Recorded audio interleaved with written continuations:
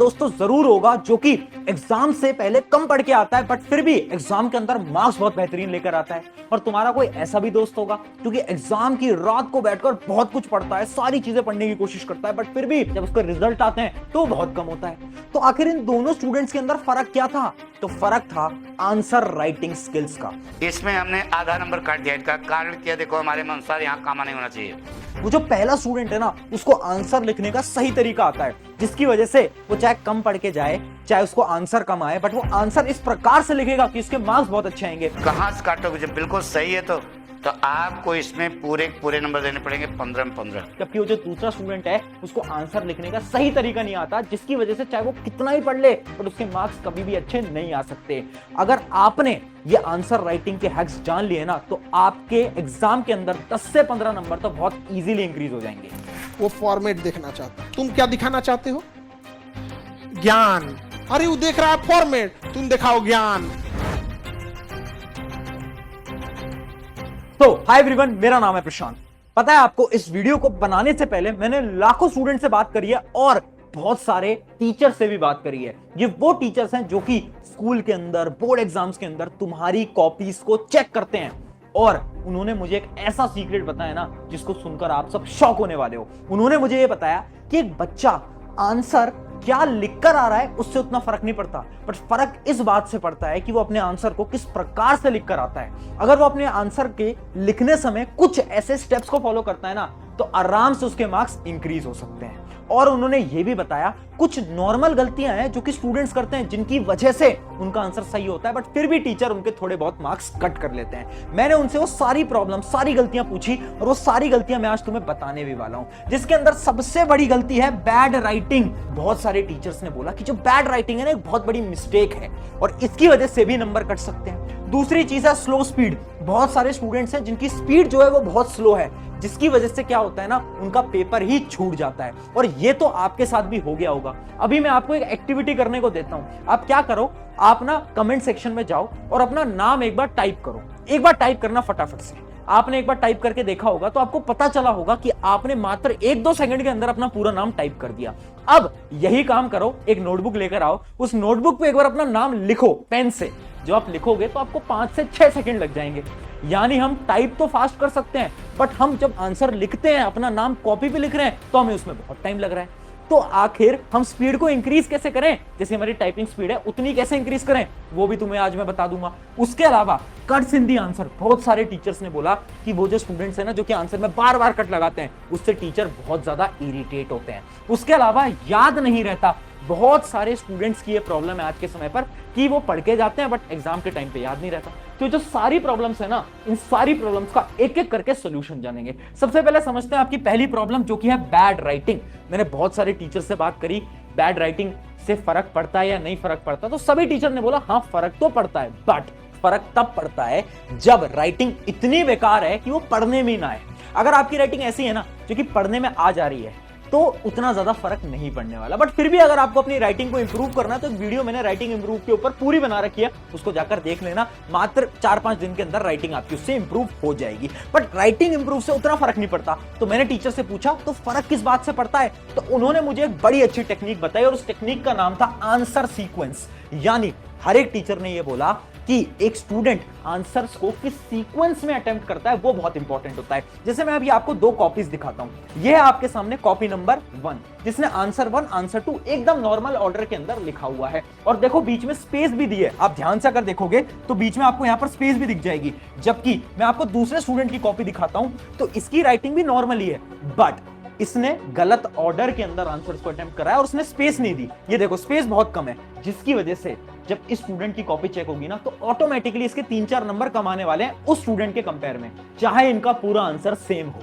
अब इससे फर्क क्या पड़ता है? इससे फर्क ये पड़ता है ना बेटा, ध्यान से समझ लेना। हर एक टीचर ये बोलता है कि अगर आप एक नॉर्मल ऑर्डर के अंदर अपने आंसर को अटेम्प्ट करोगे ना तो टीचर को कॉपी चेक करने में बहुत आसानी होगी। 1 2 3 4 5 6 इस ऑर्डर में।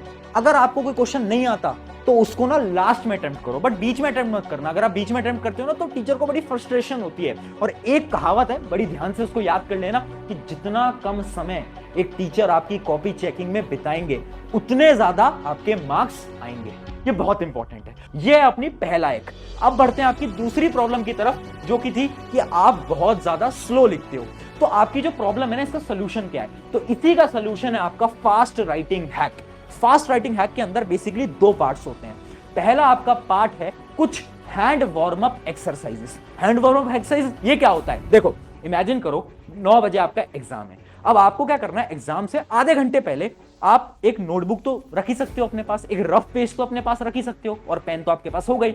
आपको क्या करना है, उस नोटबुक के ऊपर अपने पेन से कुछ एक्सरसाइज करनी है। एक्सरसाइज क्या है? ऐसे लाइंस बनाओ, ऐसे लाइंस बनाओ, ऐसी लाइंस बनाओ, फिर ऐसी लाइंस बनाओ, फिर ऐसी लाइंस बनाओ, है ना, फिर ऐसी लाइंस बनाओ, ऐसी लाइंस बनाओ। इनसे क्या हो रहा है? इनसे आपका जो हैंड और जो ब्रेन मूवमेंट है ना, वो कोऑर्डिनेट हो रहा है। और जब आप आंसर लिखने जाओगे ना, तो जो आपकी प्रॉब्लम है ना कि आप बहुत धीरे धीरे धीरे धीरे लिखते हो, वो प्रॉब्लम खत्म हो सकती है। तो ये तो होता है हैंड वार्म अप एक्सरसाइजेस। इसके अलावा एक स्टेप आपको और करना है, जो कि है एयर राइटिंग। देखो, अगर आप स्लो लिखते हो ना, तो उसका एक सिंपल सोल्यूशन है कि आप ना डेली राइटिंग की प्रैक्टिस करो। कैसे? आपको हवा के अंदर राइटिंग की प्रैक्टिस करनी है। यानी इमेजिन करो आप कहीं पर भी ट्रैवल कर रहे हो, आप अपने दोस्त के साथ पीछे स्कूटी के ऊपर बैठे हो, बट आपको क्या इमेजिन करना है ना, आपको इमेजिन करना है कि आपके हाथ में पेन है और सामने एक किताब है, और आप उस किताब पे फटाफट से एक बार अपना नाम लिखने की कोशिश करो। एक बार आप अभी भी कर सकते हो, जो भी आपका नाम है एक बार वो फटाफट से लिखने की कोशिश करो। इससे क्या होगा, आपका जो हाथ है, जो आपकी कलाई है, वो मूव करती रहेगी, और जितना ये मूव कर रही है ना, उतना ज्यादा आपकी राइटिंग स्पीड ऑटोमेटिकली इंक्रीज होती रहेगी।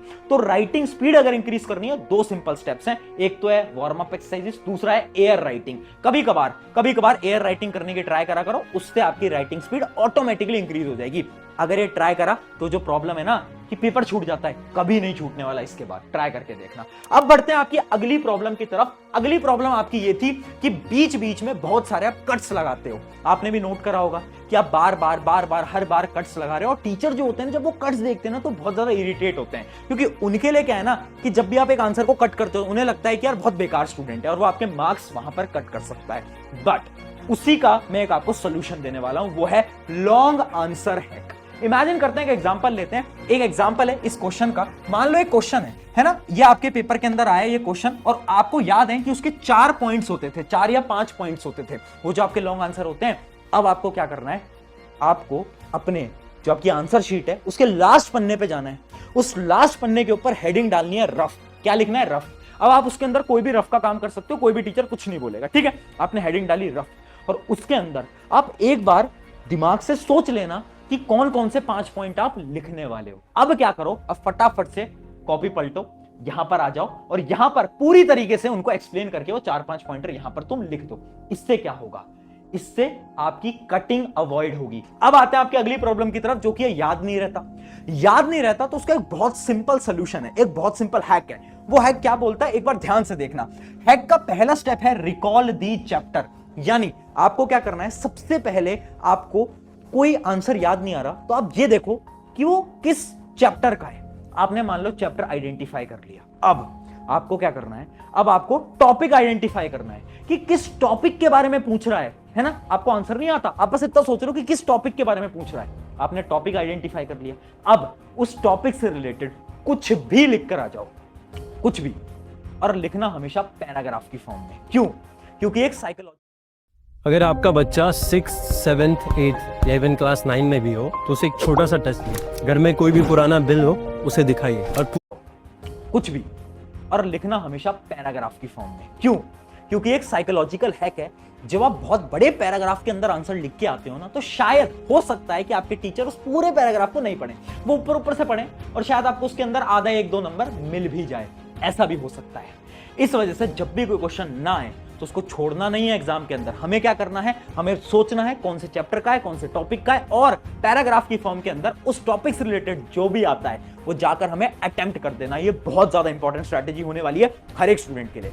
ये थी आपकी सारी प्रॉब्लम्स। अब मैं सारे टीचर से जब मैंने बात करी ना, तो मैंने समझे कुछ प्रेजेंटेशन हैक्स, कुछ प्रेजेंटेशन टिप्स, कुछ ऐसे टिप्स जिसकी मदद से आपके एग्जाम के अंदर मार्क्स बहुत अच्छे आ सकते हैं। तो वही टिप्स मैं आपको फटाफट से बता देता हूं, कुछ सिंपल प्रेजेंटेशन टिप्स जिससे आपके मार्क्स इंक्रीज होंगे, जिसके अंदर सबसे पहली अपनी ट्रिक होती है द कीवर्ड स्ट्रैटेजी।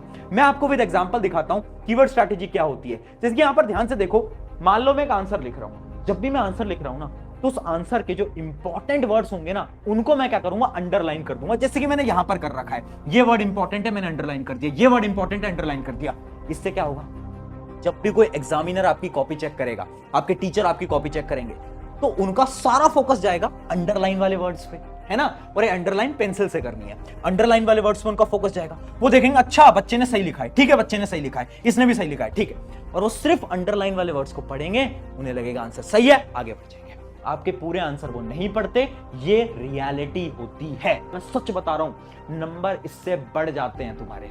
बहुत इंपॉर्टेंट है। ये थी आपकी पहली प्रेजेंटेशन टिप, ट्राई करके देखना। अगली प्रेजेंटेशन टिप की तरफ बढ़ते हैं, जो कि है डोंट यूज शॉर्ट फॉर्म्स। याद रखना, हर एक टीचर को ना बहुत ज्यादा बुरा लगता है जब तुम कोई शॉर्ट फॉर्म लिखते हो। शॉर्ट फॉर्म क्या होती है? बहुत अजीब अजीब सी तुम चीजें लिखते हो ना, जैसे राइट नाउ को आजकल तुम RN लिखते हो, बिकॉज को BCZ लिखते हैं हम। तो ये जो जितने भी शॉर्ट फॉर्म्स है ना, जो कि हम टेक्स्ट में आजकल जब हम टेक्स्ट करते हैं एक दूसरे को, तो हम इन शॉर्ट फॉर्म को यूज करते हैं। इन सारी शॉर्ट फॉर्म को अवॉइड कर देना। अगर गलती से लिख दिया ना, मैं सच बता रहा हूं, एग्जाम के अंदर नंबर बिल्कुल कटेंगे तुम्हारे। अगला प्रेजेंटेशन टिप की तरफ बढ़ते हैं, जो कि है cuts with the help of pencil. यानी जब भी आप कट लगा रहे हो ना, इमेजिन करो गलती से कुछ गलत हो गया, मान लो यहां पर आप ध्यान से देखो, कुछ गलती से मेरा गलत हो गया, तो अब मैं क्या करूंगा? मैं उसे पूरा गंदी तरीके से कट नहीं लगाऊंगा, मैं पेंसिल लूंगा, एक प्यारा सा एक सिंपल सा स्ट्रेट कट लगा दूंगा, एकदम स्ट्रेट। ट्राई करना, स्केल से कट कर दो, उससे क्या होगा? एकदम तुम्हारा आंसर नीट एंड क्लीन लगेगा। एक बार इस आंसर को तुम ध्यान से देखो, कितना नीट एंड क्लीन लग रहा है आंसर, है ना, एकदम साफ सुथरा लग रहा है, जबकि इसके अंदर कट्स भी हैं। यानी जब हम कट्स लगाएं, अगर हम पेंसिल की मदद से लगाएंगे ना, तो ऑटोमेटिकली क्या होने वाला है, हमारी जो नोटबुक है, जो हमारा आंसर है, बहुत बेहतरीन दिखने वाला है। अब बढ़ते हैं हमारी अगली प्रेजेंटेशन टिप की तरफ, जो कि है न्यूमेरिकल हैक। देखो, तुम मैथ्स जैसे सब्जेक्ट को तो अटेम्प्ट करते ही होगे, फिजिक्स जैसे सब्जेक्ट को अटेम्प्ट करते ही होगे, तो उसके अंदर एक स्ट्रैटेजी बता रहा हूं मैं। जो भी तुम्हारा आंसर है ना, उसको बॉक्स के अंदर बंद कर देना और यूनिट्स लिखना मत भूलना। एक एग्जांपल के साथ समझाता हूं। ये दो नोटबुक है, इनके अंदर देखो डिफरेंस क्या है। ये एक स्टूडेंट की नोटबुक है, इसने क्या करा, फाइनली बस आंसर लिख के यहां पर छोड़ दिया है। तो अब जब टीचर आएगा ना कॉपी चेक करने, तो पूरी की पूरी कैलकुलेशन चेक करेगा। बट हमने क्या करा, हम थे स्मार्ट स्टूडेंट, हमने क्या करा, फाइनल आंसर्स को यहां पर देखो बॉक्स के अंदर ऐसे बंद कर दिया। अब इससे क्या होगा, अब जो टीचर है ना, वो पूरी कैलकुलेशन चेक नहीं करेंगे, वो देखेंगे अच्छा इसका पूरा आंसर सही है, अच्छा ये आंसर भी सही है, ठीक है, मतलब तो पढ़ने वाला बच्चा है, आगे बढ़ जाओ। ये टेक्निक न्यूमेरिकल के अंदर हमेशा से बॉक्स के अंदर करोगे ना, छोटी छोटी टेक्निक से बहुत ज्यादा हेल्पफुल हो सकती है। अब बढ़ते हैं हमारी फाइनल टेक्निक की तरफ, फाइनल प्रेजेंटेशन टिप की तरफ, जो कि है डिफरेंस वाले क्वेश्चंस। आपने देखा होगा बार बार सवाल आते हैं कि दो चीजों के बारे में डिफरेंस बताओ। हम क्या करते हैं ना, हम पहले एक हेडिंग डालेंगे, फिर उसके बारे में लिखेंगे, फिर दूसरे के बारे में लिखेंगे। ऐसा कभी मत करना। डिफरेंस वाले क्वेश्चन अटेम्प्ट करने का एक सिंपल स्ट्रैटेजी है, जैसे कि तुम देख सकते हो। तुम्हें क्या करना है, एक बॉक्स बनाना है, एक तरफ एक लिखना है, दूसरी तरफ दूसरी चीज लिखनी है, और उनकी ऐसे डेफिनेशंस वगैरह, इनके सारे डिफरेंसेस पॉइंट वाइज लिखने हैं। कभी भी डिफरेंस पैराग्राफ में मत लिखना, नंबर कट सकते हैं। हमेशा ट्राई करना, डिफरेंस लिख रहे हो तो ऐसे बॉक्स बनाओ, बीच में लाइन बनाओ, और यहां पर पॉइंटर के हिसाब से तुम डिफरेंसेस लिखकर आओ। ये सारी ऐसी स्ट्रैटेजीज थी जो कि बोर्ड एग्जाम वाले, जितने भी तुम्हारे स्कूल टीचर्स हैं, सब इसी स्ट्रैटेजी के हिसाब से क्या करते हैं, आपकी कॉपीज को चेक करते हैं। तो अगर आपने इसको फॉलो करा, मार्क्स तो बिल्कुल बढ़ने वाले हैं। जाओ अब इन सारी टेक्निक्स को अटेम्प्ट करो, अपने एग्जाम के अंदर फटाफट से क्या करो, मार्क्स लेकर आओ। और आई होप आपने अपना नाम तो कमेंट करा ही होगा कमेंट्स के अंदर। कितने सेकंड के अंदर नाम कमेंट करा, कमेंट में बताओ। ऑन दिस नोट, शुक्रिया एवरीवन। एक दोस्त को इस वीडियो को शेयर कर देना। मेरा नाम है प्रशांत, मिलते हैं नेक्स्ट वीडियो के अंदर।